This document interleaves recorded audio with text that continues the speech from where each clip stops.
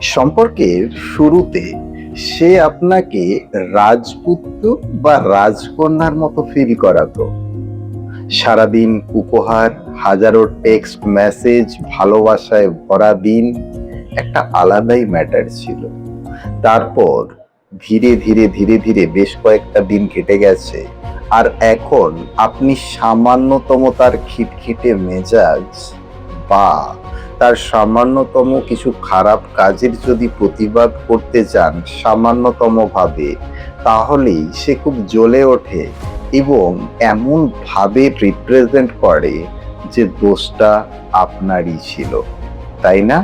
এটা রিলেশনশিপে দেখা যায় 6 মাস, 7 মাস, 8 মাস পর থেকে শুরু হয়।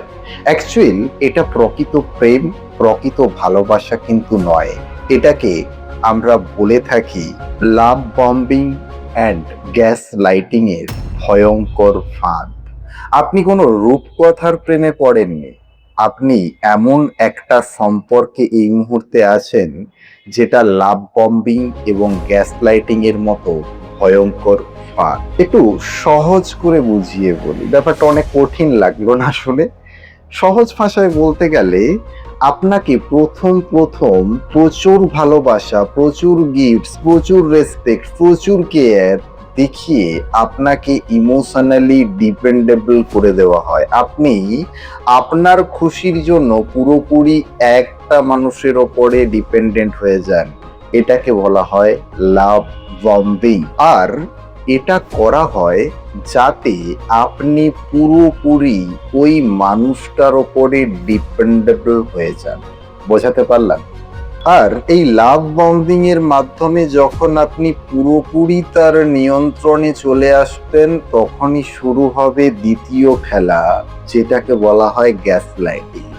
ব্যাপারটা ঠিক এমন, আপনি পুরোপুরি ওই মানুষটার উপর ইমোশনালি ডিপেন্ডেন্ট হয়ে গেছেন। ওকে ছাড়া, ওর কথা ছাড়া আপনি আর নিজেকে খুশি করাতে পারছেন না, ভালো রাখতে পারছেন না। আপনি যখন তার এই বিরূপ মানসিকতার ছোট্ট প্রতিবাদ করতে যাবেন, তখন সে আপনাকে এমনভাবে ট্রিট করবে যে আপনি ওভার রিয়েক্ট করছেন। দোষটা আপনারই ছিল, আপনি বেশি ভাবছেন, আপনি ওভার থিঙ্ক করছেন, আপনি পাগল হয়ে গেছেন।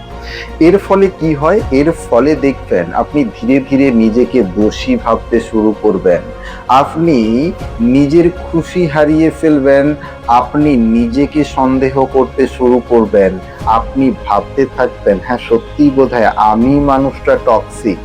মনে রাখবেন, ভালোবাসা কখনো আপনার সুস্থ থাকা ও মানসিক শান্তি কেড়ে নিতে পারে না।